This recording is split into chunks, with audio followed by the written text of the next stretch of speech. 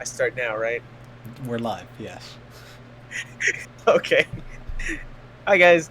Welcome to the Life Strats podcast. I'm going to be hosting today, Kingthefirst. It's going to be an awesome day. With me, as always, is. Other I don't know what side. side. There you go. I guess Yep. this side Yeah. is. Dark8a as per usual. Uh, yeah. So I don't know if you want to do the sponsorship now. You want to wait until after the video. You want to cut We'll it in between. Like, what do you want to do? we'll do all three. So All right, but today's podcast is sponsored by none other than myself, Legend Gamers. You can go ahead and find us on Instagram because that's the only thing we have. Maybe Facebook. Who knows? It's legend underscore gamers underscore underscore, I believe. We are sharing a bunch of gaming content. Right now it's a little bit slow because next week you'll find out. But check us out and, hopefully you like it. It's a lot of gaming content in terms of memes, gameplay, and again, the esports bit is popping up. Other than that, back to you, my dude. yeah. All right. Um, yeah, so anyways, how have you been? I've been rather fine. The launching of my clothing line was great, and Yes. I'm pretty happy. How about for yourself, man? How you been? I've been good. My first day of work was on Sunday, and I'm extremely sore and tired. That's good. That's about it. Yeah, that's about all I can say. I gotta work later today, but you Gotta know, make the money. you're not wrong. It's not like I'm making any money here yet, so You're not.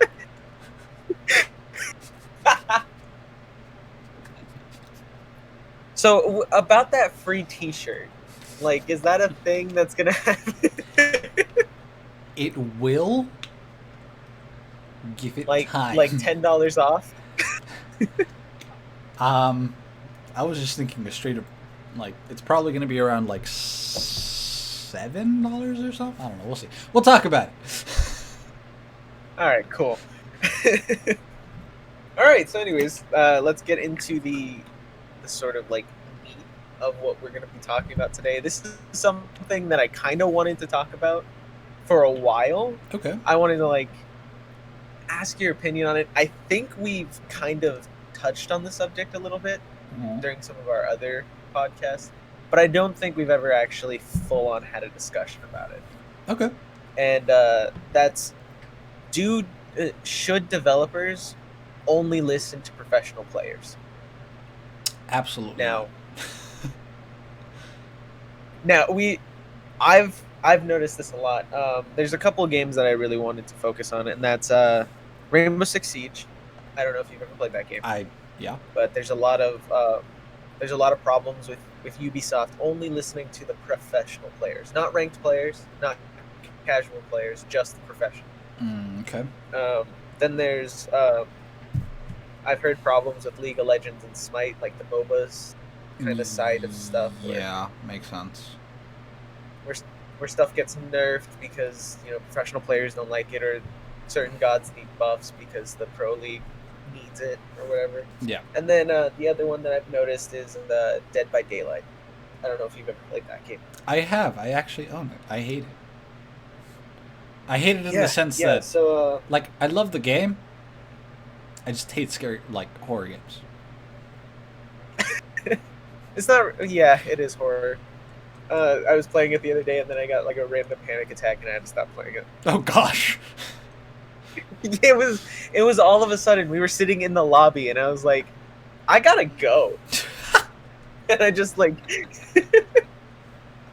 out of nowhere, I was playing with these people that I met online, and we were having so much fun. We were playing for like a good 2 or 3 hours, and then all of a sudden I'm like, yeah, I gotta go. I'll talk to you guys later, and I just left. Damn.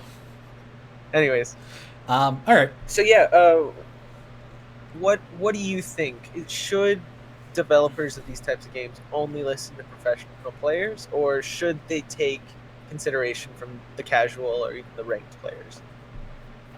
Um. Okay. So, in most of these games, I'm a casual player. Yeah. The only game that I really play, the only games that I really play ranked are Rocket League and League of Legends. I don't see anything that they could change for Rocket League in terms of like professional saying anything. So that's out of the question. But Yeah. um, League of Legends and whatnot. Okay, we'll go down the list. You said Rainbow Six Siege first. I haven't played a whole bunch of it to like actually get like into the game properly. I own it on both Yeah. Xbox and PC, and from what I've played, the game is pretty intense. Yeah. I've never tried ranked, but I'm pretty sure the atmosphere is far different. But from what I can tell, casual players play like tryhards type of thing. Like they want to go in. Sometimes you get people who goof off and whatnot, but like the competitive scene in R6 is like present, I think, anywhere. And for that reason, I think it's logical to have the professional player sort of like give most of the feedback. But I do believe that by maybe including something that like maybe a ranked or a casual player would have to say, since they're not viewing it like completely the way that they're doing it, like for money and whatever, like the stakes are less. So to an extent, you want to have some enjoyment of the game where it's not all professional type of thing. So, um, in terms of like adding things and like changing things and whatnot, like in R6, I think it's reasonable um, for professionals to have a bigger say in things, since the game is essentially pretty much standard. To my knowledge, you can't have builds. Like you can only have like classes and whatnot. So Yeah. to me, it makes more sense in terms of like that particular shooter to have it, because a lot of it just comes down to strategy based gameplay in the actual game itself, like what you do and whatnot. I don't think a lot of the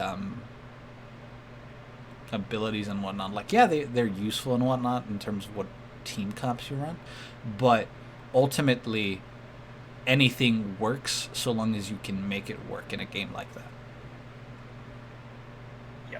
That's my Okay. opinion on it. Yeah. I don't play R6 outside of like super casual, like goofing off, Mm-hmm. like to the point where just for fun, if my team is up for it, I will shoot the hostage. Like that's really. Okay. But my little brother, he plays Rainbow Six, and he plays ranked. He does all that kind of stuff, and he complains a lot about this stuff, which is kind of why I wanted to talk about it today, because I thought What exactly it'd does be he complain interesting to about? kind a lot of the operators have gotten nerfs. So originally, they uh, every operator I think had the option to bring a deployable shield, and then after one or two of the seasons, they made it so only select operators could, and then they made it so none of the operators could because Pro League didn't want it. So since he plays ranked, none of that stuff was available for him. Mm-hmm. And then they nerfed certain guns, they nerfed certain characters with specific guns. One of them being the character I play, Ella. Mm-hmm. She got nerfed, so her recoil is really bad now.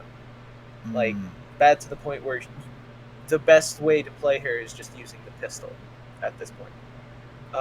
They've nerfed characters' abilities to not be as much or be uh, more than what it was originally, or they've like buffed certain characters to be more than it was originally. One of the biggest ones is Blackbeard. He's an operator that has a shield on the top of his gun to protect from headshots. Mm-hmm. And it used to be so it could take 2 or 3 shots before it broke. Now it could take one and then it's broken. Mm. Even though the description is like a ballistic shield, kind of the same as like the shield that's on Montang. He's just got like this big shield cover. Yeah. So it's supposed to be a ballistic shield that protects from face shots, and now it's been nerfed so much where it takes one, maybe two if they miss, but one and then that's it. The shield is useless. Okay. So. Mm-hmm. Okay. Yeah. Well, in situations like those, I'm surprised that the dev team didn't balance. So usually what you do is, if you're going to nerf something like to the fucking ground, you essentially want to give that character some redeeming qualities type of thing. Yeah. So personally, since we're going to get involved with the professional stuff a lot, I think we're going to be able to answer these questions a lot better maybe in the future.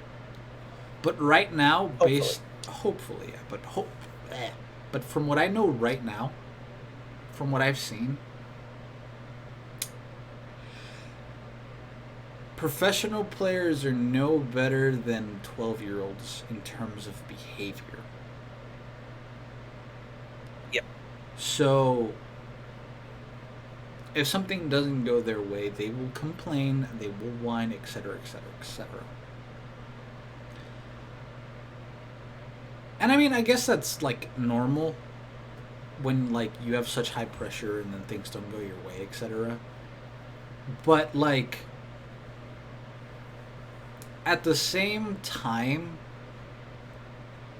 if you're going to be giving a lot of input in terms of how a game should be running, at that point you should also have the community that you're a part of in your mind. Because if the community doesn't like you, things aren't going to go your way even further, type of thing. Right. So I feel as though, first of all, Ubisoft needs to get their shit together, because they as a company are interesting, as is. Yeah.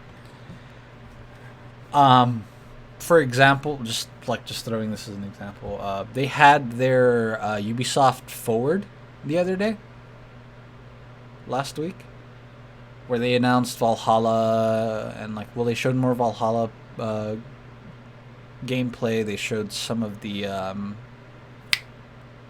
I forgot the name of their Battle Royale, a new Far Cry, and just things of that nature. Oh, right? yes, that's a new Far Cry.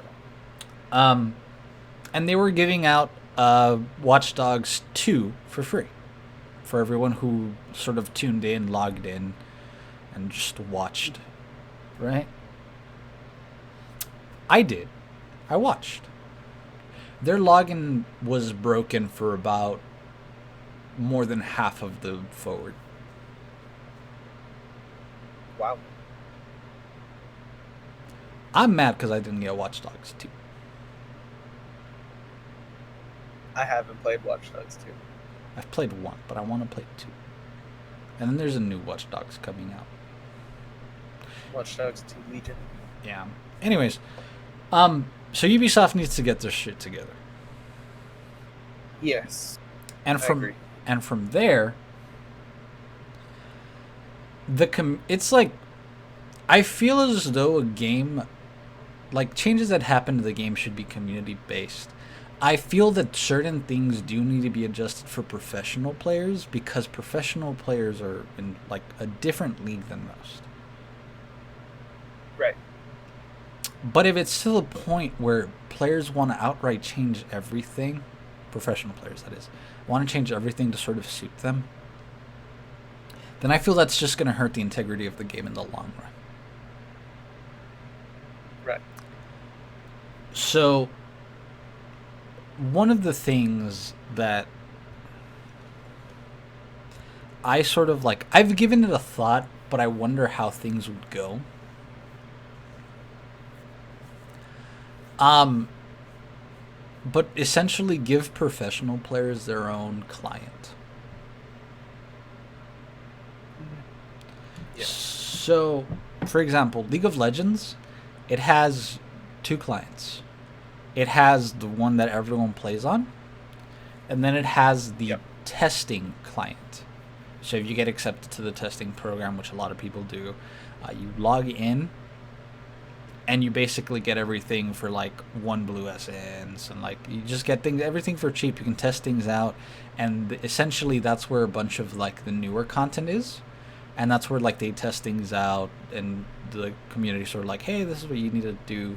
Like League of Legends has given the community a voice through that client.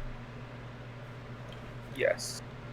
Um, I was just about to ask. What have you noticed from League of Legends? Because you've played more than I have yeah. in Um, terms of. so yeah, they've that client exists for like testing and whatnot. They released like the new champions a bit early, like 2 weeks or so earlier, and then they give them a test run, say like, okay, this is what you think. If you find any bugs, let us know, type of thing. Um, Half the time they don't really listen to us,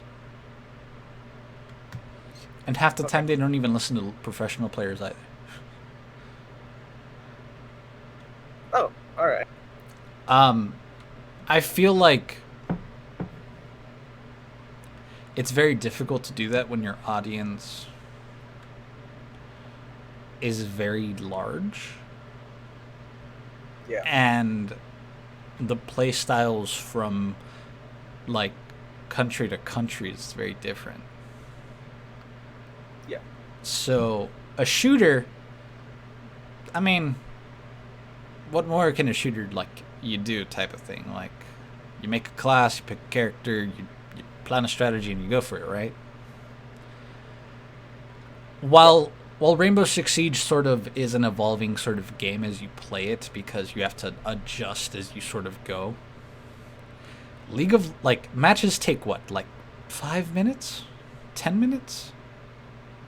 A match is set on like a 6-minute timer, I believe, and that's how long it is. Yeah, so six Like minutes. it can't go longer than that. League is a game that can last anywhere from 15 minutes to 2 hours if it's really prolonged. Yeah, it's like a really long game. I don't think I've ever hit an hour mark. It's my I've hit an That's a hour. lie. I've I have I've hit an hour and 30 some minutes in League. never hit that far. Like just sitting at my computer playing League for an hour and 30 minutes, not going through separate matches but playing the same one was irritating. Anyways, um a lot of the things we want in like champions and whatnot, I feel like a lot of the abilities and whatnot, like they're fine,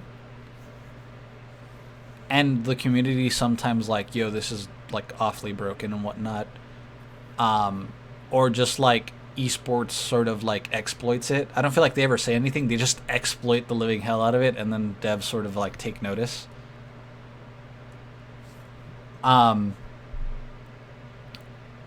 but like gameplay wise, I don't think a lot changes because League of Legends has done a decent job of making things consistent. There are times where things are just dumb.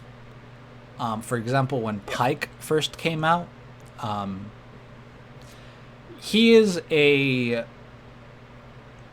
human, I guess, who died in the sea. He got drowned. He was a pirate. But something didn't let him die, so now he's out for a soul. I don't know. It's weird. His ultimate ability um, is an execution. Yes. So whenever a enemy is up to like less than a quarter of their health, their bar will turn red, and you can ult them, and it'll execute them immediately. Yeah. Yeah, Smite has a couple of those. When it first started, I believe it was more than a fourth of the health. Okay. Like, it was just insane. And, like, he is a very fast character. He did a lot of damage. Like, he was insane when he first came out. Like, the balance team... He could get you down to that 4th health and execute you, no problem. Yeah, and what sucks is that it's an AoE. The execution.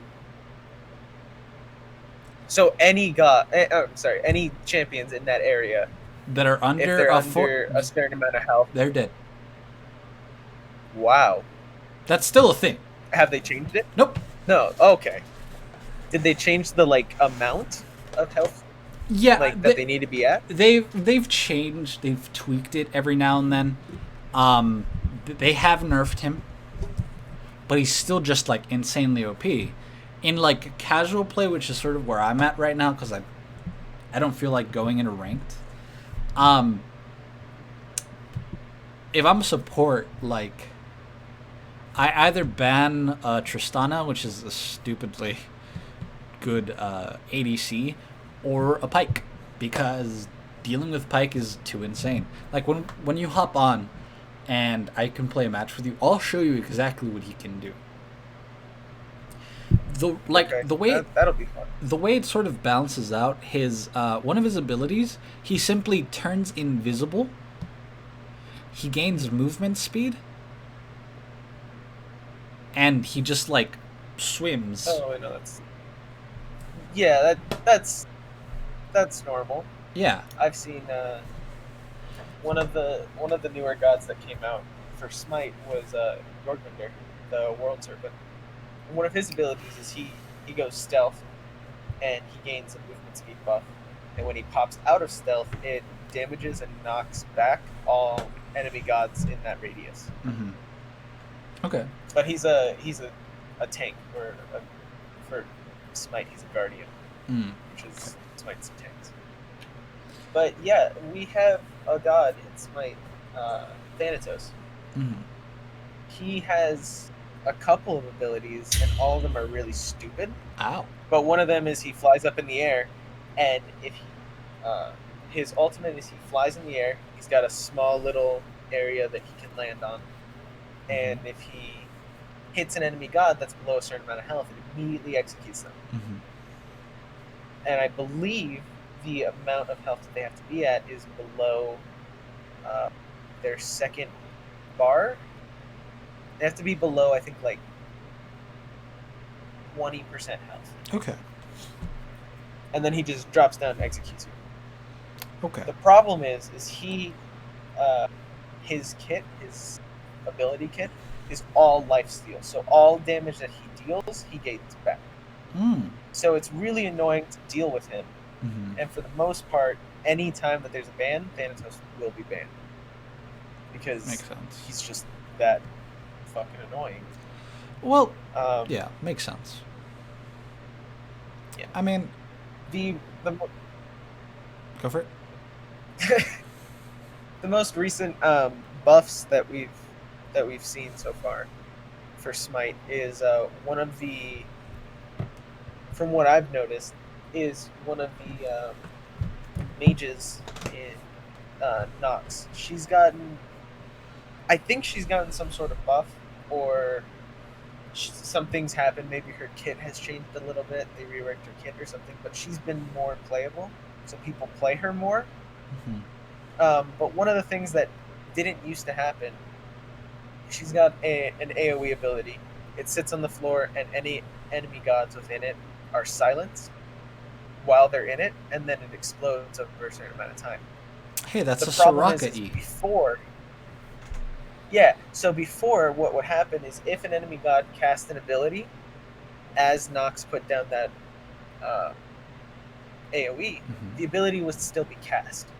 Now it completely, it just stops the ability from being cast. Oh, that's annoying. Which is annoying, It's annoying, yeah. It's not like game breaking. It's not like destroying the meta or whatever. But it's annoying because I've played against Noxus before, and I'll be playing as somebody. I'll cast my ability, and then it'll go off, and at the same time as she's casting the ability to silence me from using any of my other stuff, which is fine. But now, like I'd go to cast an ability, and then she'd cast her ability, and if her ability is faster than mine just doesn't cast. I haven't seen because in League of Legends we have a character. Her name is Soraka. She's a support. She has an ability where it's an AoE, and anyone within that area is silenced. And after a certain time, after it explodes, you're rooted. Oh yeah, that's annoying. The area is very small, so you can easily get out of it. But I haven't noticed, like, if you're casting an ability and then walk into it, like, what happens. I'm pretty sure it just stops. But hey, I don't know. I haven't run into that issue. Usually, I just get the fuck out of there because I'm like, no root for you. Because if you get rooted, Yeah, the root's not that bad. But like it's annoying. the ADC can easily take advantage and just like destroy it easily. Yeah. But no, yeah. Back onto the topic at hand. League balance team is terrible, but they're great. Sometimes they do things right, and sometimes they do things. Yes. But overall, I don't think professional play has had, not that I've seen at least, has had a big impact. Professional play sort of plays around what the community sort of asks for, because like they're playing like a patch or two behind us. Right. So Yeah, you said that they play a couple patches behind. Okay. And then Smite, I've absolutely no idea. I don't play it that much. I play it, but not that much. Yeah. So that's your field. I'm not. Yeah, I'm not too into. Like, I'm not too big on what exactly the professionals say. I have no idea really. I don't know if high res is working patches around what the pros say or what the community in general says. I have noticed that recently they've been doing a lot of patches, but like small fixes. Tiny buffs in cooldown here or there, debuffs and like damage performance here or there. They've made some gods feel like they're absolutely unplayable, from what I know. Mostly I'll go into the patch notes and I'll look to see like, oh, what gods do I play as that have been buffed or debuffed? Yeah. Do I need to worry about that? Any of the items that I build for my main characters, do I need to worry about those being buffed or debuffed? Makes sense. But I have heard a lot of complaints about a lot of the new stuff that has been coming out these past couple of seasons. Why is that? One of the big ones was Cthulhu. When he first came out, he came out on PC first, and he destroyed the meta the first week that he was in. Because originally, what he could do is he could cast relics, which are the champion abilities or the hero abilities that you guys have. Yeah, they're called summoner spells. There you go. So he could cast relics in his ult. So what his ult would do is he would go into like his final form, I think is what they called it. But he was like twice the size of the map tall, and all around him was a slowing effect, and then he had 3 new abilities that he could cast. Oh, if he could just had, like flash or something. Oh, that's terrible. He just had extreme, or he had 3 abilities. One was on like a 4-second cooldown, which was just his basic attack, and then one of them had like a 3-second, and the other had like a 4-second cooldown. So they were pretty fast cooldowns, but his ult only lasted, I think it was like 20 seconds. But the problem was, if he ulted, he didn't receive any health back. He got like a buff and damage mitigation, I believe. but he could use his relics, and if he had certain relics, he could protect himself. Yeah. You know, while he's in his ult. Um, so recently they patched that, which I'm actually kind of glad about. I'm sad because I did exploit it for a while. Because before they patched it, I didn't know that wasn't a thing that was supposed to happen, and then they patched it, and I tried to use my meditation cloak, which just gives you a portion of your health and mana back just instantly, but it has like a 140-second cooldown, I believe. Okay, so heal.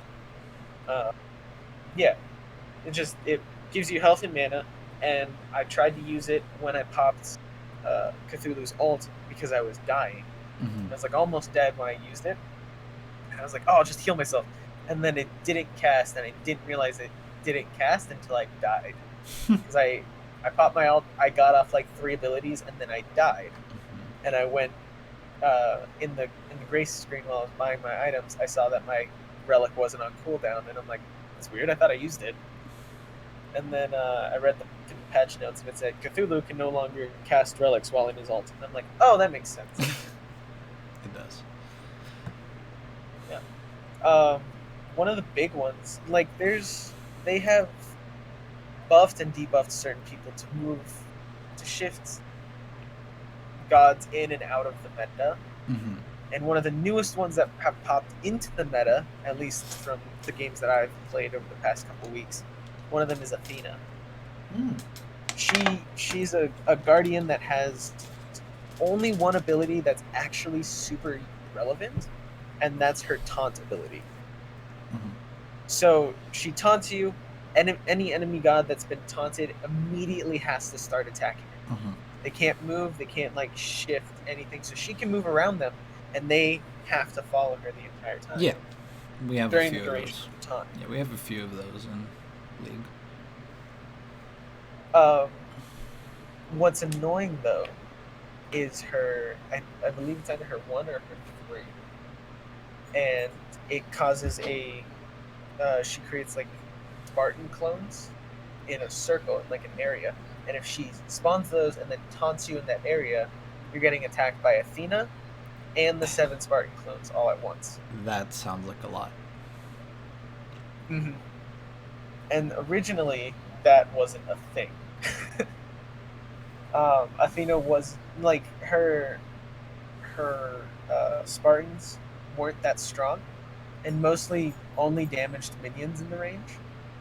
And then her taunt didn't last for as long. So she taunt, and then I think it lasted for like 2 seconds. Now it lasts for, I believe, 4. And just sit there. So if you're stuck in a taunt, and all the ADCs or all the other gods around her start attacking you, you're just dead because you can't run away. You can't use any of your abilities during the taunt. I mean, so she's become really big now. I mean, something similar, I guess, in League that has been I don't know if they've reduced the duration for this. I'm pretty sure they have, but it's not noticeable. A character that I played for a while, I mained her. Her name is Morgana. And she's like this fallen angel who's all about the darkness and whatnot, right? First ability, her Q, it's a snare. So you can still attack and whatnot from a distance, that is, or if something's up close to you, but you cannot move. You cannot cast your summoner spells. Well, flash, that is. And that thing, it's been like made fun of for seasons. That if you get hit by a Q, by a Morgana Q, get up, go live your life, come back, and you're still snared.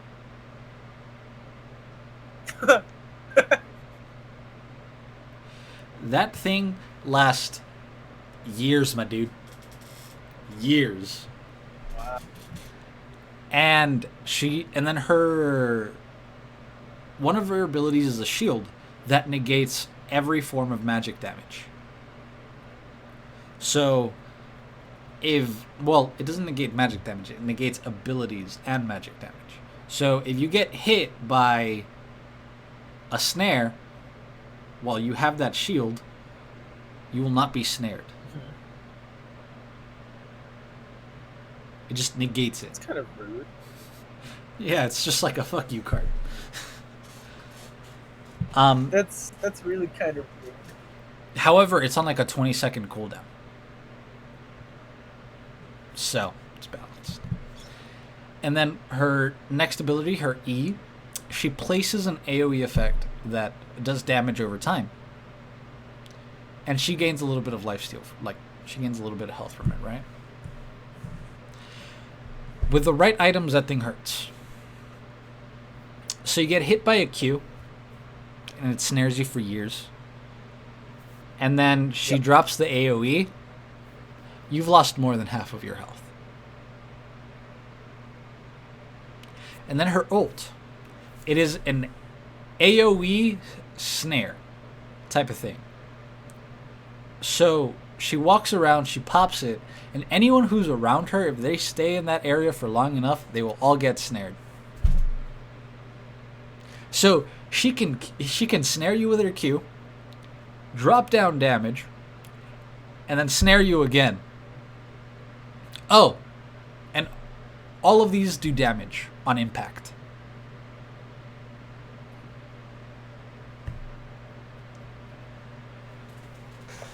It's great. She's great. It's just kind of rude, you know, just a little bit. Just a little bit. You know, just a tiny bit. And then if you're running if you're running the right items, the right runes, it's great. It's great. What was the last game you said?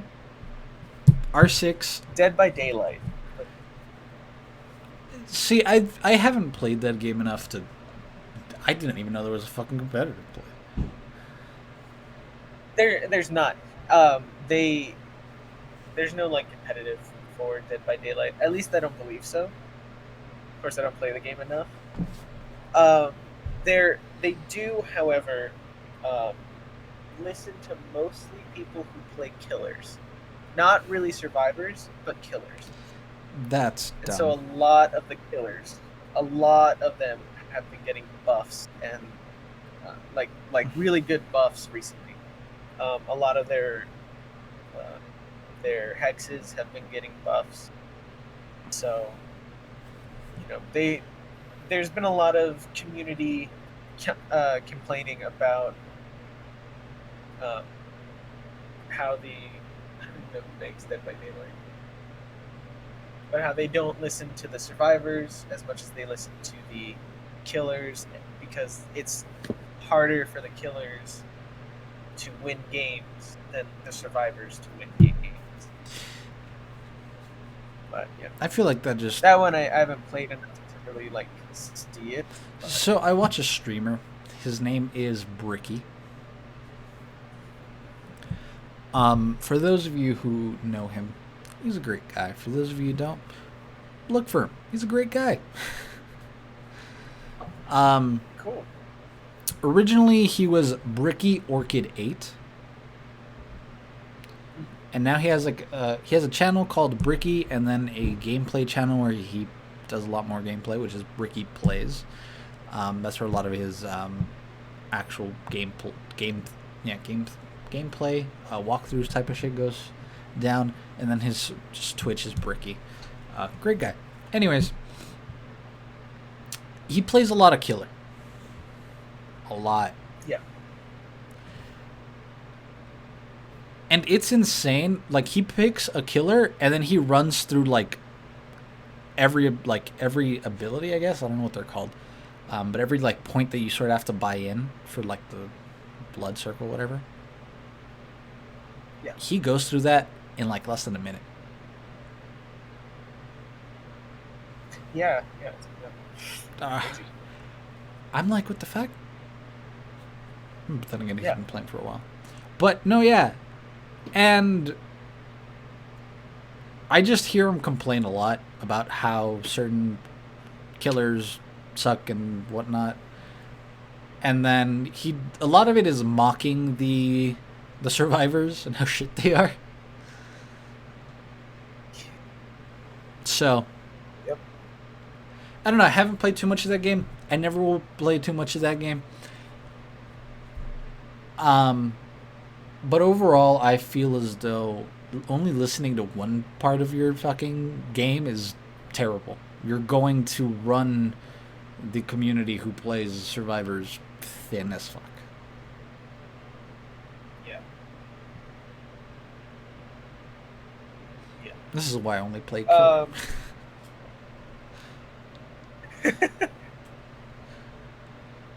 Yeah, no, I have noticed there's been a lot of people that when talking about the subject with Dead by Daylight, they'll say, "Oh, you just have to run like these 4 specific skills, and then it's fine," or run this one killer and that's it.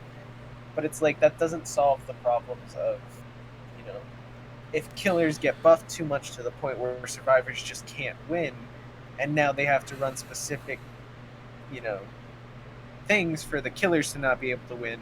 Now the survivors are going to get debuffed, or those abilities are going to get debuffed, or the killers are going to get buffed again. Yeah. So it's like There, it'll become an endless loop of what do we do? I feel like a lot of games need to really bring in a sense of balance into everything. Because if you're going to give something to someone, do the same for someone else. Like, it doesn't make sense to only focus on one part of your game. That's stupid. Especially if it's a game that has a competitive scene and like has an ever evolving gameplay. Because playing a game the same over and over and over and over again is terrible. Which is why I like League of Legends. No game will ever be the same. You could probably run the same build, but you're always going to go up against different people. Meaning your build can change. The way you use your abilities will change.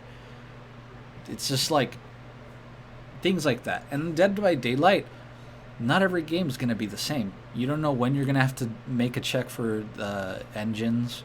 You don't know where the killer is going to set up shit. Like, it's ever so, like, evolving. It's just, they need to make sure that they balance that out. League is okay at it. Sometimes they break things. But it's okay.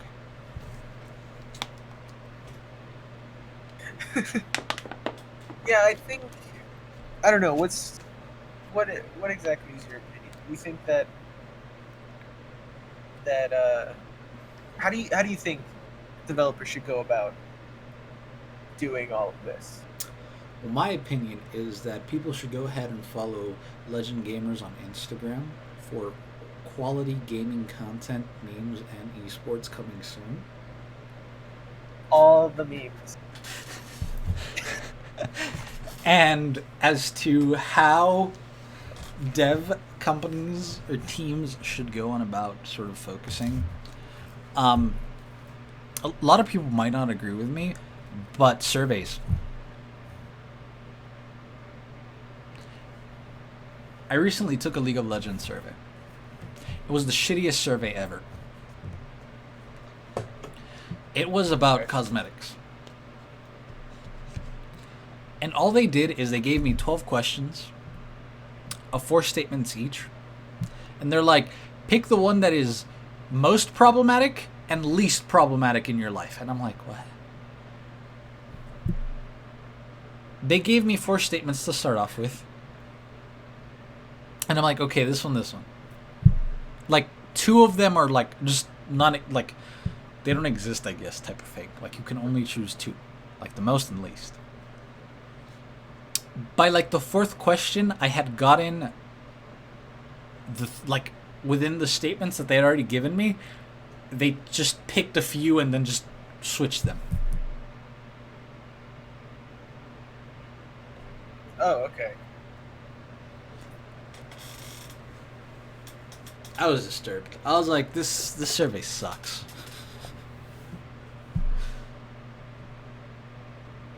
And I don't feel that's how you should do a survey.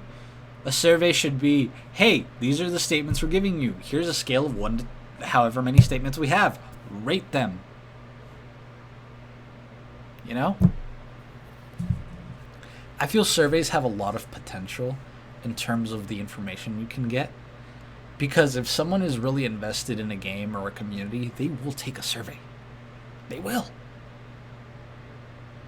Especially if the survey is going to take like 2-3 minutes. It's whatever. That survey took me 5 minutes. Because the questions were stupid? Yeah. Took me a bit to like catch myself. Understand it. Yeah, how's like what the fuck? And then like their statements were worded extremely weirdly, and I'm like, what?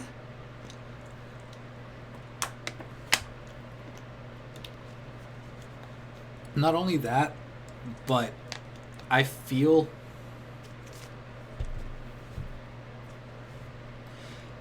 patch notes, sort of like Discord. You know how like you can put something and people can add reactions to it? Yeah. I feel like patch notes should have like a rating system or something that basically entails How did you enjoy this? not how did you enjoy this, but like, is this helpful at all?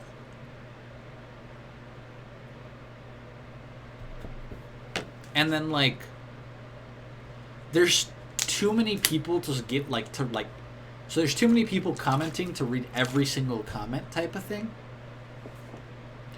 So if you can look and sort of like go like skim through and see like what most like the comments that pop up the most that are similar, sort of put that into a survey or sort of like address it in a video or something. Like they have a huge, like most companies have a huge ass platform and they don't use it for betterment of things. They use it for the development of other things.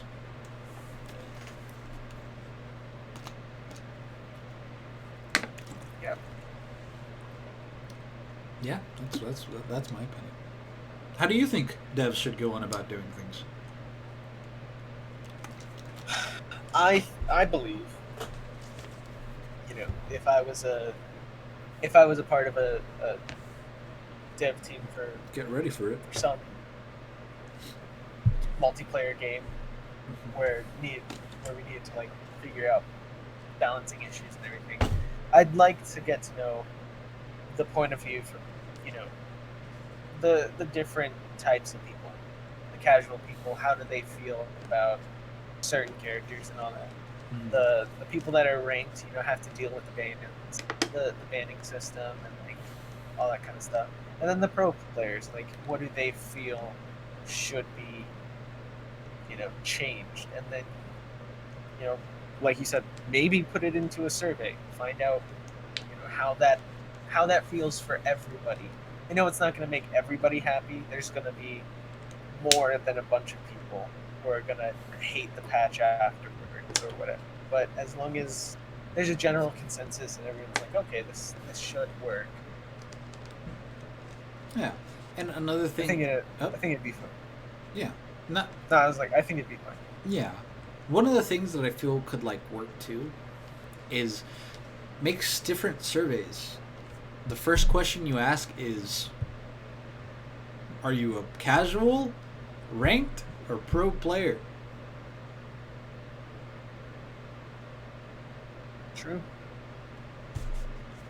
You click on one of them, and you get a completely different survey from the other two. That's true. That would work too.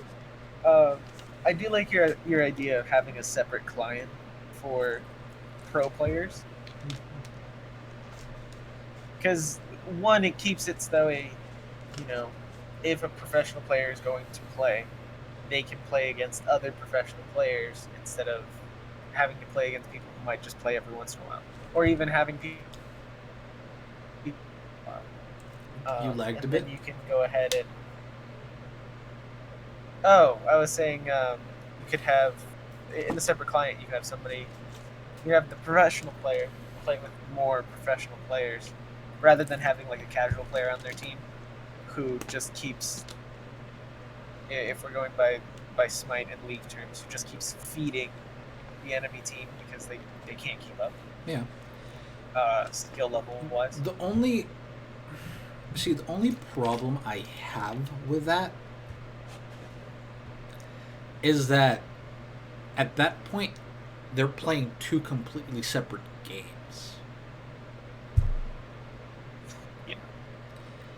And if the professional player ever stops being a professional player and they go back to regular whatever, they're out of touch.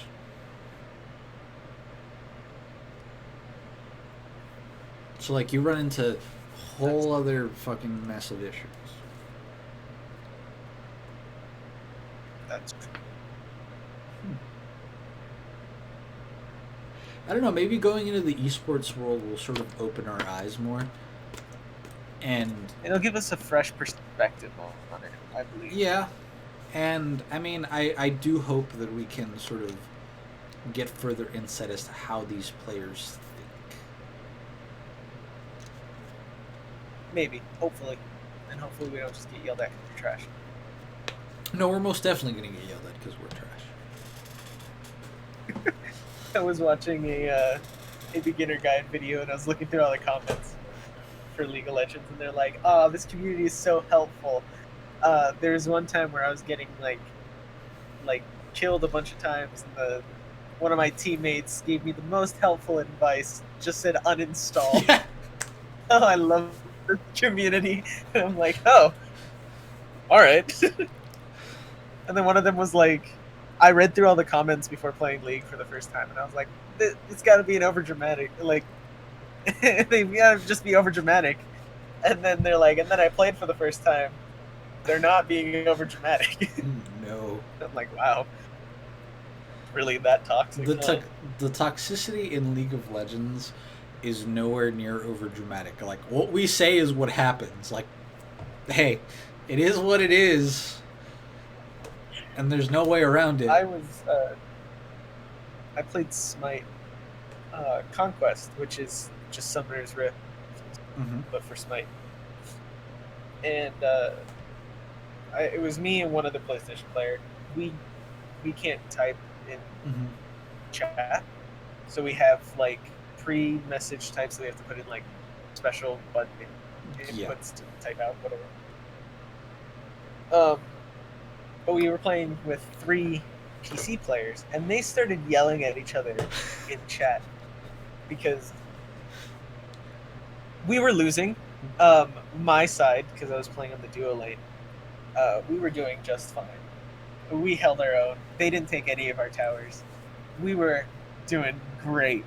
And the solo lane, they had like only the Phoenix left.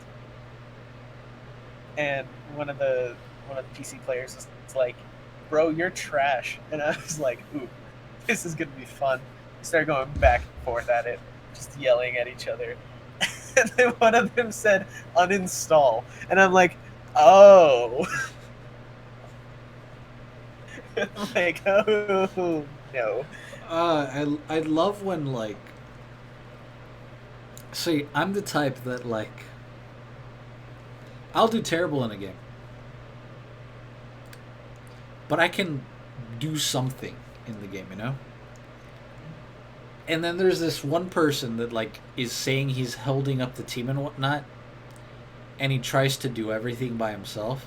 So he does the dumbest shit possible. And then he's all like, "Oh, you fuckers weren't there to help me, like fucking useless, yada yada yada." And like we're in top lane and he's in bot lane doing whatever the fuck he's doing. And it's just like, it's dumb. Yep. It's like, who's the real toxic player? The one who's doing bad but is trying to help the team, or the fucking idiot who thinks he can do everything and doing stupid things? Who's the real toxic one? This is true. Yeah, no, we didn't end up winning that match. We got really close. We at one point we pushed them all the way to all 3 of their Phoenixes. But they were out leveling us, and I think one of them had like 3 of them had full builds already, so we were already done for. Answer me this: I think at one point we went. Does Yeah. do the Phoenix and Smite, do they respawn? Yes. Yes, they do. I envy you all. It takes 100 seconds for them to respawn, and they respawn with half the amount of health that they had previously. But they can regen So because if the Titan is alive, obviously. So don't they regen health over time? they can only, yeah, but they can only regen to their maximum amount of health. So when they die for the first time, they'll come back with 25% of the health that they had, but they can only regen to 50% of their max health. And then the second time they die, they regen with less and can only respawn. Only regen 25. Regen up to a certain point. Okay. No, yeah. In League, we have inhibitor tower and then inhibitor. If you take out inhibitor tower, nothing's defending the inhibitor besides the team itself, and the team sucks at defending inhibitors. Yeah. So, fuck you. Yeah.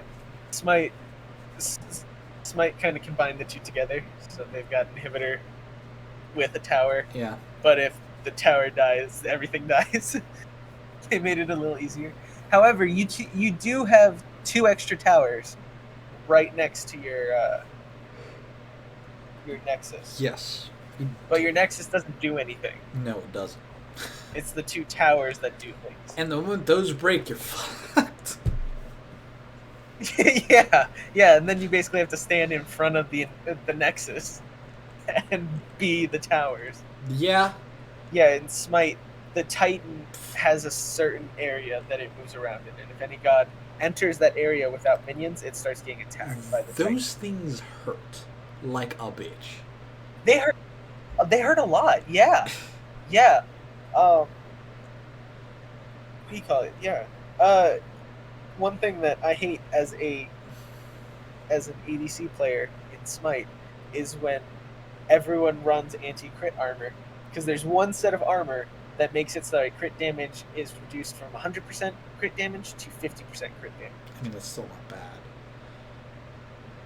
It's not bad, but I hate it because I'll hit somebody and it'll crit, and instead of saying 216, it'll say 83, and I'm like, that's not the number I wanted to see.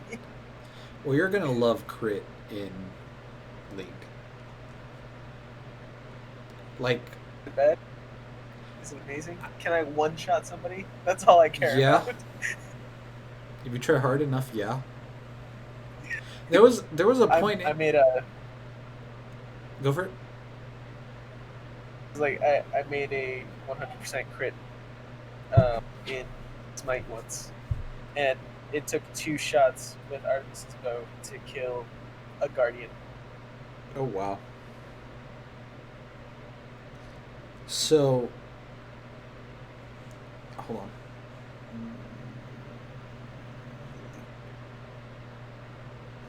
So, back in, I don't know which season it was, there,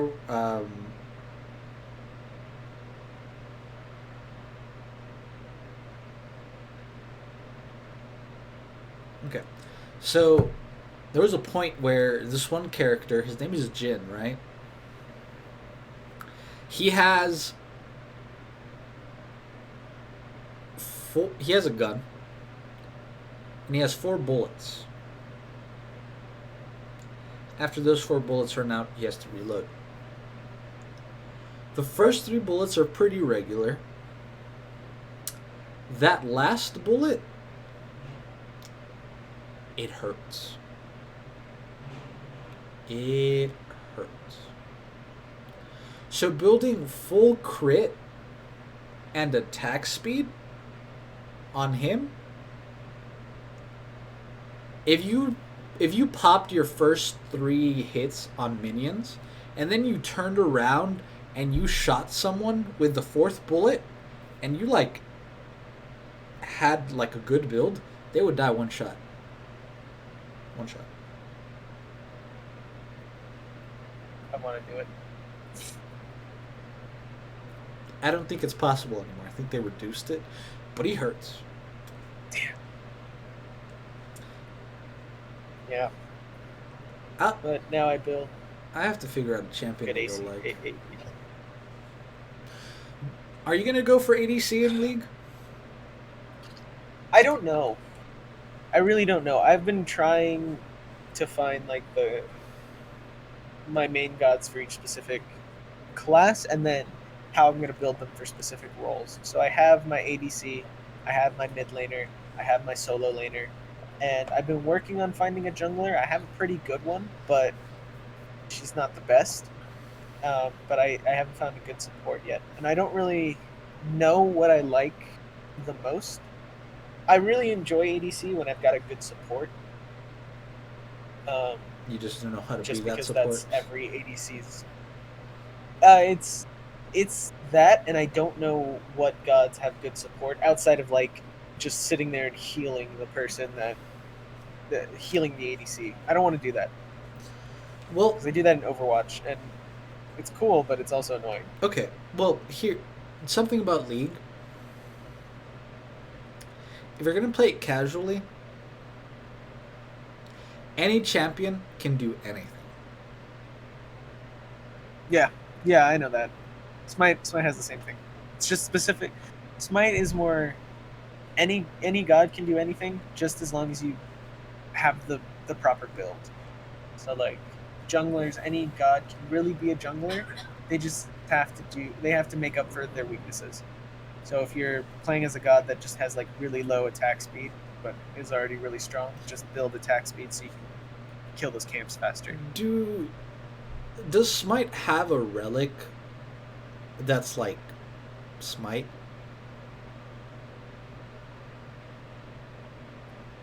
So we have a relic called Sundering Spear, and it does 15% of the god's health, the god's current health, as true damage. Okay, can that be That's all it applied? does. Can that be applied to like minions and or camps? I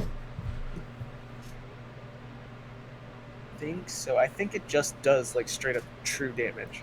Because no, yeah, in But I know it does 15% of whatever the target's health is. because in League of Legends we have a summoner spell that if you're a jungler you need to have it. Like it is a must, and it's called Smite. Oh. Essentially, it does X amount of damage to anything, and that's sort of what helps you clear things faster. And I believe it's true damage as well.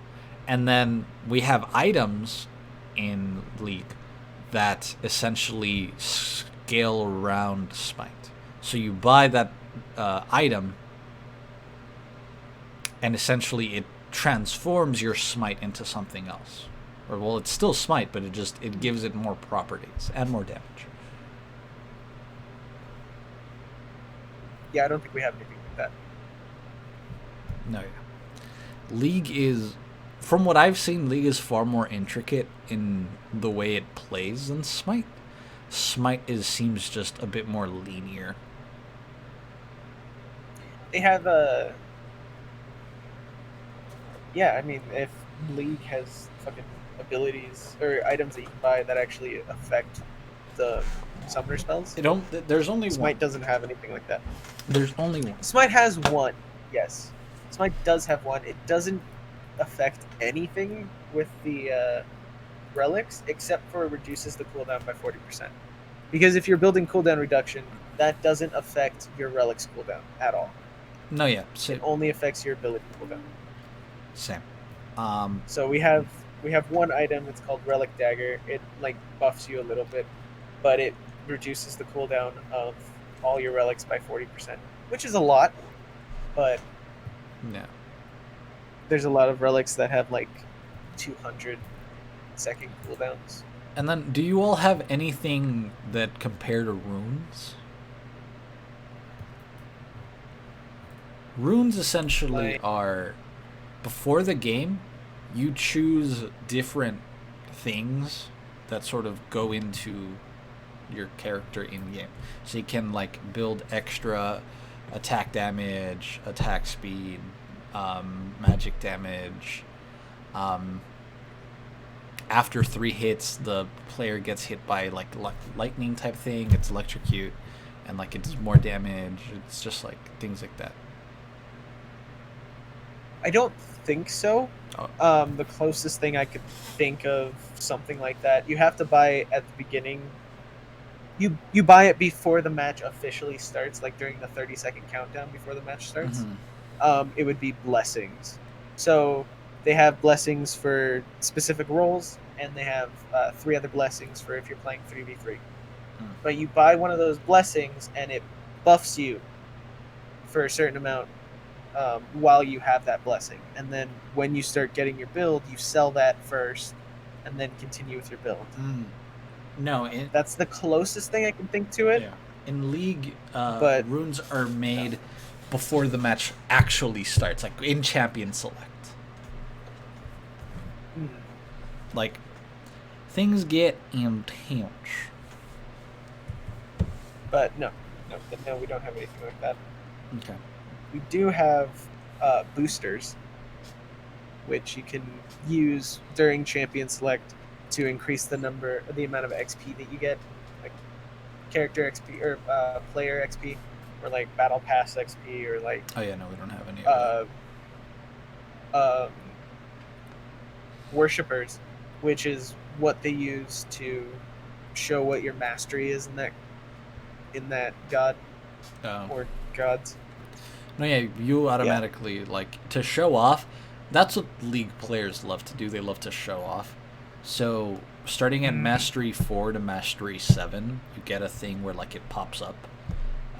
If you do Control 6, I believe, it pops up whatever Mastery you are, and then it shows it in like the loading screen. If you click on the profile, it actually shows it. And then they've added a new thing called Eternals that you have to pay for. And essentially you show off like, hey, I've done this with my champion. Wow. It's dumb. Yeah, we don't have that kind of stuff. League is about being flashy. It's funny. So it requires, in Smite it requires 50 worshippers to get to Mastery 1. That's not difficult to do. That's like 5 wins or like 8 losses. 8 losses if you're using the boosters, because it doubles your boosters. It doubles the amount of worshippers you get. Yeah. So that's not bad. And when you hit Mastery 1 with any god, you get you have the ability to buy the golden skin for that god, which isn't really like a flash. It's not like you're flexing on anybody because you got Mastery 1. It's when you hit Mastery 5 and 10, because 5 you get the legendary skin, which is like the golden skin, except they have black on them too, instead of all gold. You get it, or you have to buy it?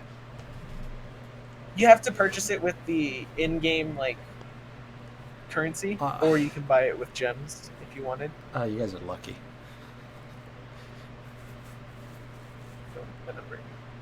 Anyways, yeah. What's it called? But yeah, but it's difficult to get. Okay. No, yeah. In League, we have 7 masteries. Mastery 1 through 5, you get normally. Getting Mastery 6 and 7. So to get to Mastery 6, you need to get... In a game, you get a rank of how well you did. So there's S+ down to D-, I think. Still passing. Yeah. You need to get an S- or above. Right? Yeah, you need to get an S- or above. You need to get 2 of those in order to get Mastery 6. To get Mastery... Like consecutively? No. Just over your career. Gross if you have to get it consecutively. No, it's stupid. Like, it's very difficult to get. Trust me. And then to get Mastery 7, you need to get an S or above. 3 of them. Those ones are consecutively. No. It'd be stupid if they were. Again. I'd kill myself. Again, yeah. I, I would not want to play that game. Disclaimer: I would not. It is a joke. Haha, funny. But yeah, no, it's not. It's not difficult to get to Mastery 10 in Smite. It's like not difficult at all. It's You get Mastery 10, and then you're like, all right, what do I do now? Go Mastery 10 another god. and then like you get like, points. Yeah. So essentially, you could be Mastery 5, but you could have like 200,000 points with that character.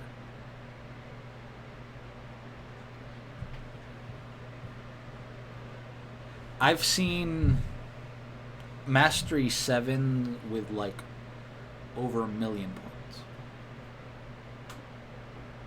Wow.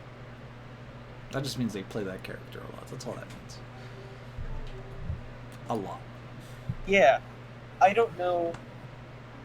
I don't know about you, League, but in Smite, seeing somebody with a Mastery 10 god means absolutely nothing. Oh no, yeah, the same. It's the same. Okay. Because you see somebody with Mastery 10 god, you think one of two things: either they're really good at playing only that god, or they've played that god for such a long time.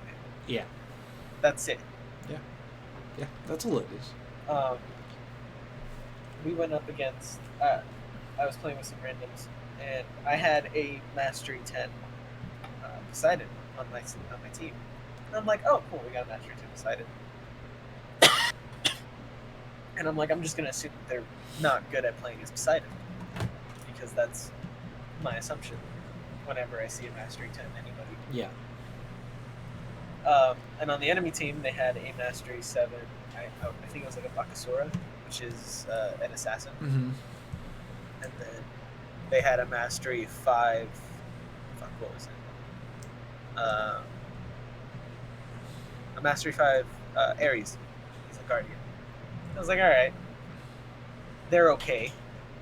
Maybe they know how to play as their characters. Mm-hmm. We lost, and the entire match, the Poseidon sat in Fountain, not doing anything. I was like, alright. That's funny.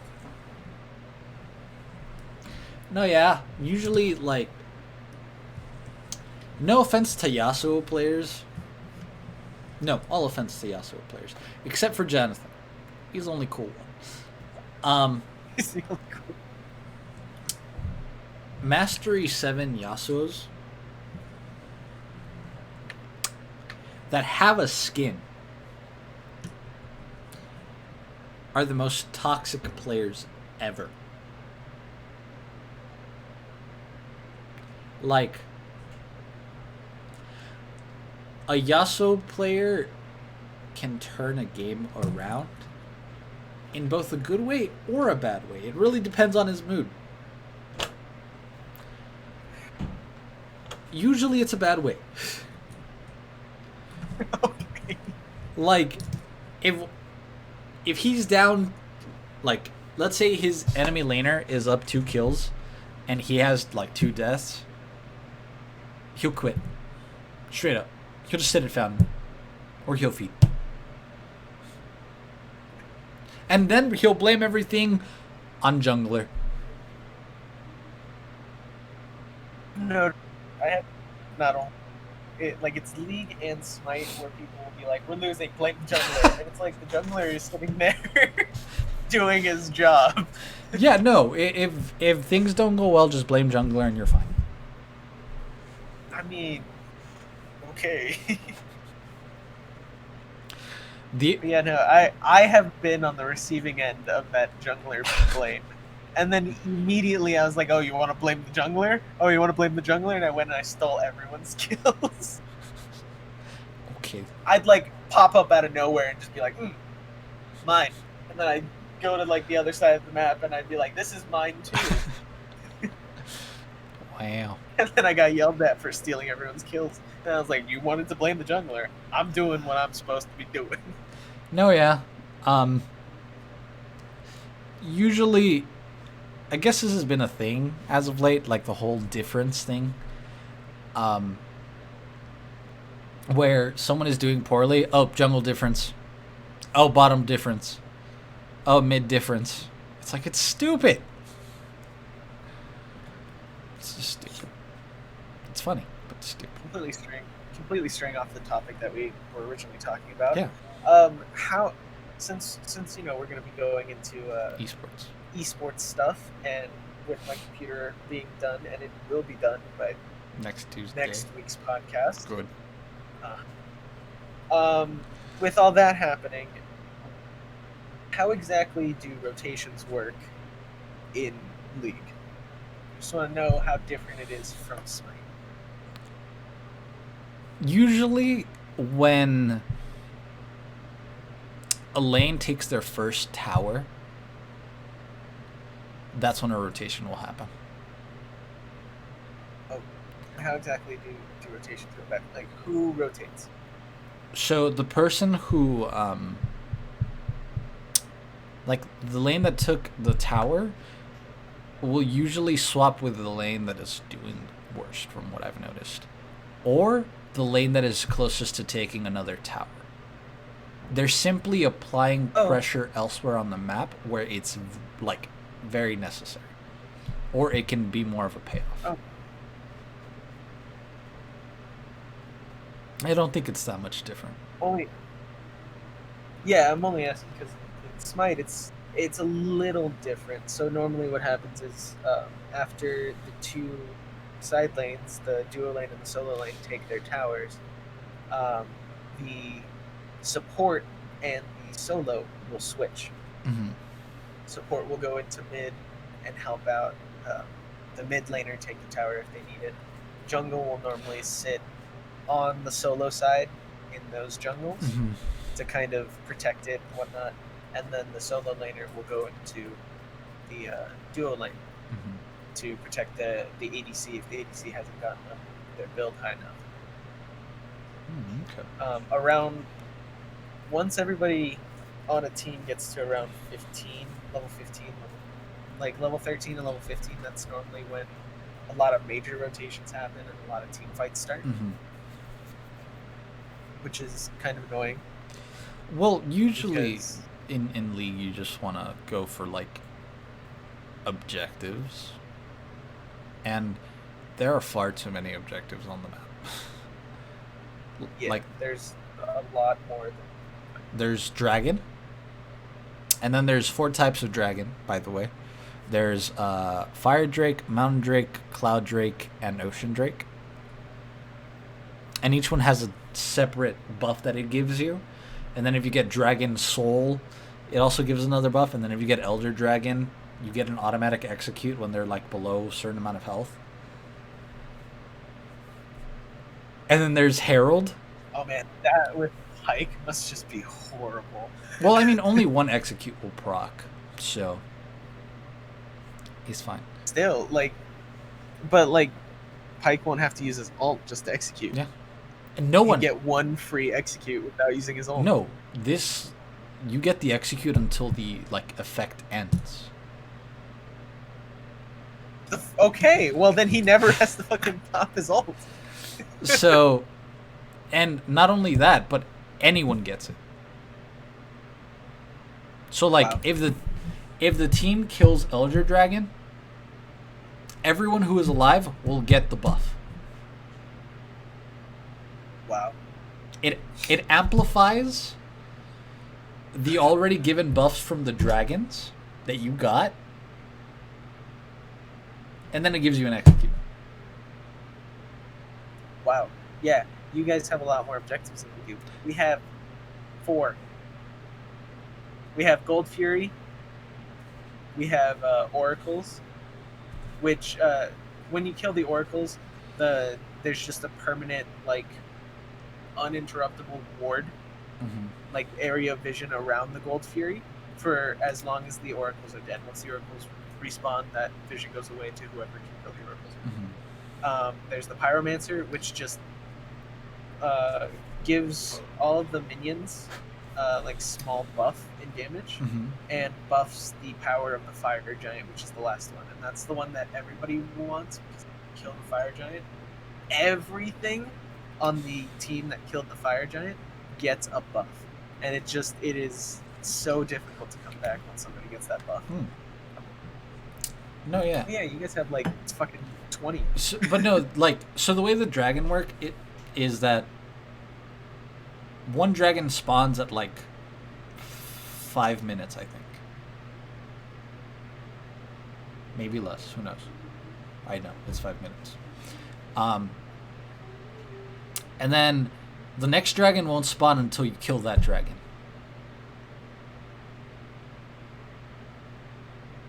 And then the next dragon won't spawn until that, etc. And then after the second dragon is killed, the playing field turns in, like the entirety of the map turns into a variation of the drake that spawns. So let's say a cloud drake spawns. The field, like the jungle, you now get a speed boost when you're sort of running through the jungle. Oh shit, that's awesome. A mountain drake spawns. More areas like more walls sort of pop up and sort of obstruct more. Oh. Okay. Fire drake, it actually destroys land and burns a lot of cover. Oh. And then ocean drake, it brings more life, so it gives more cover, like bush-wise, and it also spawns little plants that if you break them, it breaks into fruit. That if you walk on top of, it actually gives you health and mana. Oh wow. Now, just another question: How important is warding in the jungle for you guys? If you don't ward, you lose. Because I know that you can't see. I know that you can't see anything. Yeah, no. In the jungle, like you can see whatever your team sees, and that's it. If you don't ward, if you ward, you get some decent ass vision, and you want to be warding like all the time. Okay, and then Smite has a thing called sentry wards. Do you guys have the same thing? What's a sentry It's ward? basically a ward. It's a ward that will hit players as they walk by it, or hit enemy wards if they're close enough. No. What we do have is a control ward. A control ward is something that you place down in an area, and any other ward that is placed in that area doesn't its vision is negated. Oh. However, That's mean. This ward can be seen by other people if they pass by. So if they walk into the bush and a control ward is there, they will see it. And they can take it out, unless they're stupid. Why would they want to? And the control wards last until they are broken. Or until you place another one down. You can only place one control ward down at a time. How many wards can you guys place down at a time? 3 wards. 3 wards is max amount of wards that you can have out on the field, and then a control ward is an additional ward that you can add on to that. So 4 total, technically. Is that per person or per team? Per person. Oh.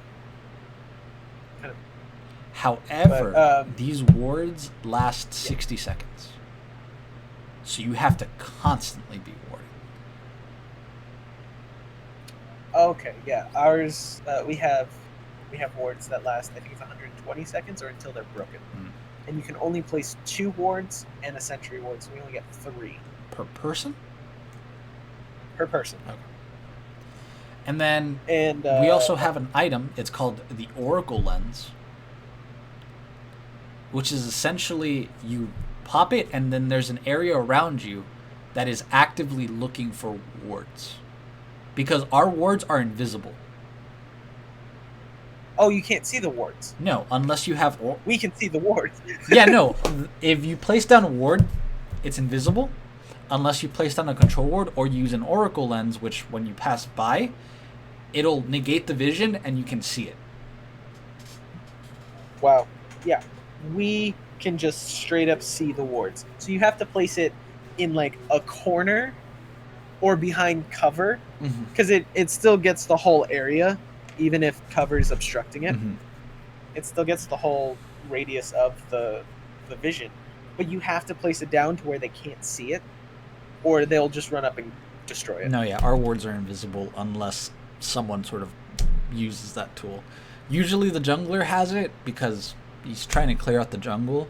And usually the support has it because the support actually their starting item, as over time as you gain gold, your starting item actually transforms into a warding thing. So you get 3 wards per, like, for the item that you can just place down, and then eventually it transforms into full wards that you sort of have ready. And then pair that up with Oracle Lens, you can be warding and destroying wards left and right. So one of the biggest things that kind of changed from one season to another from Smite was they added a relic that you get. So originally you only got one relic, and then your second relic slot was locked until you hit, I think it was level 10. Mm-hmm. But now they gave you 2. One is the relic that you choose, and the other is a semi-permanent ward, just until like the timer goes down. I think it's 200 seconds, Mm-hmm. or or it comes off of cooldown. It lasts until cooldown is up, and then um, other players can see it. If they destroy it, the ward's gone. Mm-hmm. But you go and you place it down, and then it goes on to cooldown. Once the cooldown goes away, your ward breaks. Yeah. A lot of people had a problem with it when it came out because it essentially made buying wards at the beginning of the game useless. But you have to buy your wards? Yeah, you can buy either 2 just normal wards, you can buy 1 sentry ward, or you can buy Chalice, which is a one-time purchase, and it's a refillable ward. Every time you go back to the fountain, it refills all of your uses for that Chalice. Oh. Our ward is free.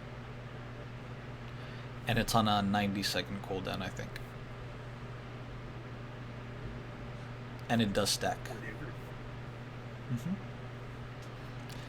Whatever. Sorry, we're not that cool. And then we have another type of ward, which this ward can actually be placed at a distance. Oh wow. Not just placed like right in front of you. Mm-hmm. See, the reason why I like League is because, like, the way the view is, like, you're just not locked to one thing. It's very nice. That's why I couldn't get into Smite after playing League, because being constricted to only seeing what's in front of me and, like, just a little bit around me was terrible. Having vision all over the place is nice. Yeah. Like, I'm sure it's gonna take just a second or two just to get used to that. Probably. And one of the things that I still haven't utilized, but I don't know if you'll be able to utilize it. Hopefully you can.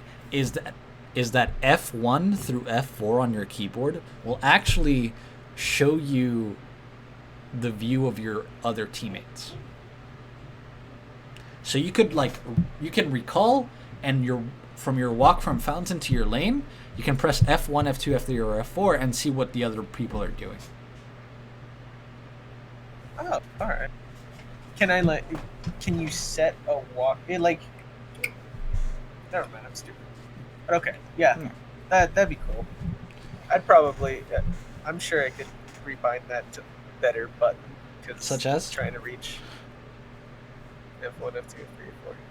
I don't know. What are the numbers on the top of the keyboard used for? Items. Oh, really? 1 through 7. Wait, do you have to activate your items? Some of them. Some of them are passive, but some of them actually have active abilities. Oh, that's so weird. Ours don't. They have all of the items have like passive abilities. Mm-hmm. Some of them have auras, which you can see on your players, just like around No, yeah. discs, just floating. For example, one of the support items, it's called Redemption.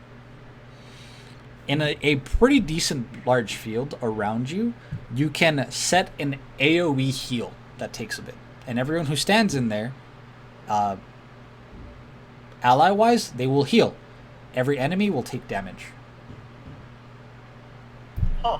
And then there's another one, it's called Proto Belt. Essentially, it boosts you forward a little bit. And in a cone, it sends out just bombs. That explode just like a little bit of distance from where the cone initially started. But yeah. And then there's one that gives you movement speed. There's an item that actually negates crowd control. Like, it's just dumb. It's dumb. Wow. There's a lot.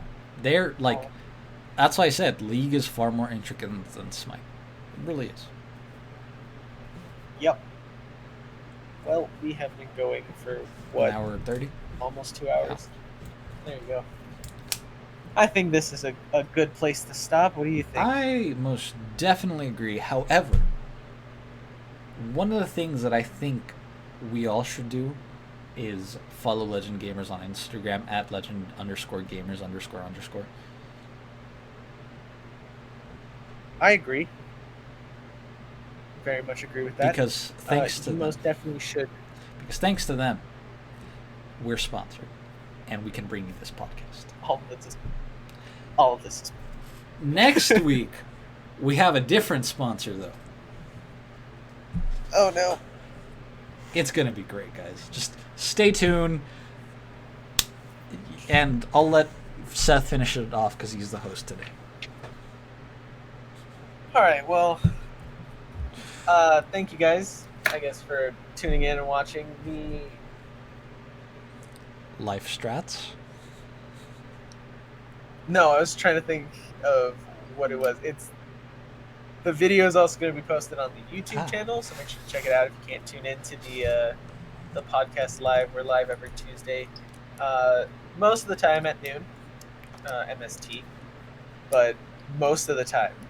I'm not going to say all the time because we're most of the time late by like 5-10 minutes. Or half an hour or an hour.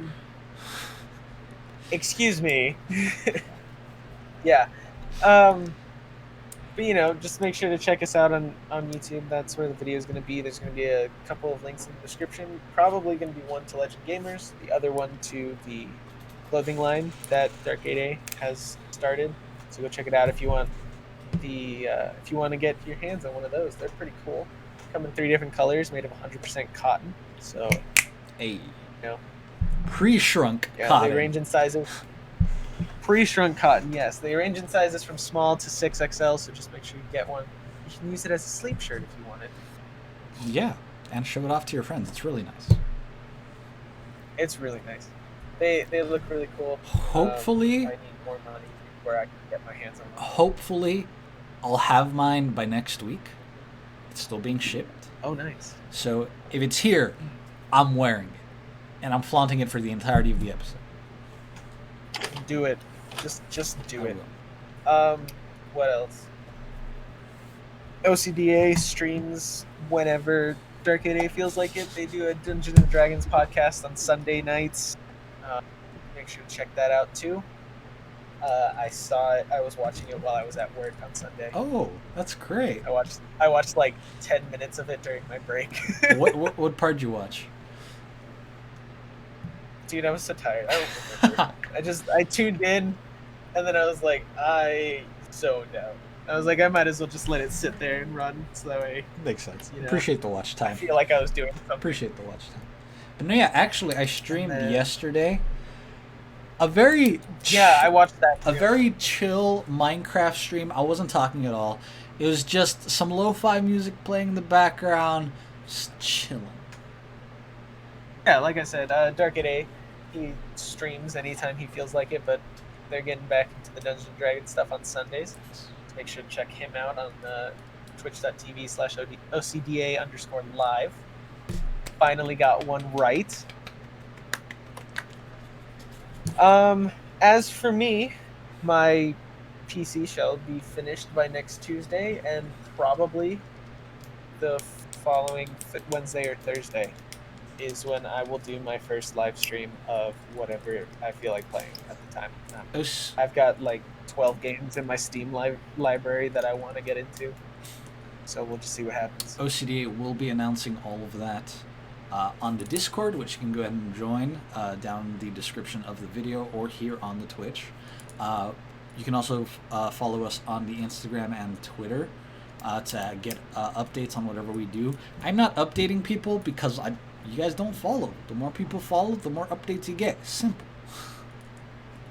He's also kind of lazy. No. But that's besides the point. There are notifications on Twitter and my personal Instagram every time I do go live, whether it be this podcast or my Dungeons and Dragons or just anything in general. I will also be promoting Kingthefirst streams and whatnot because he is a great man and should be supported just as he supports me. So definitely check him out, check OCD out, and I mean, that's it for us. Just blow it up. Send it to your friends. Send it to your loved ones. And most definitely, check out the Infinitely Simple clothing line. We'll be adding more designs soon. Infinite. It's great. All right, but yeah, that's it for us, guys. Thank you for everything. We'll see you next week. Laters. Laters.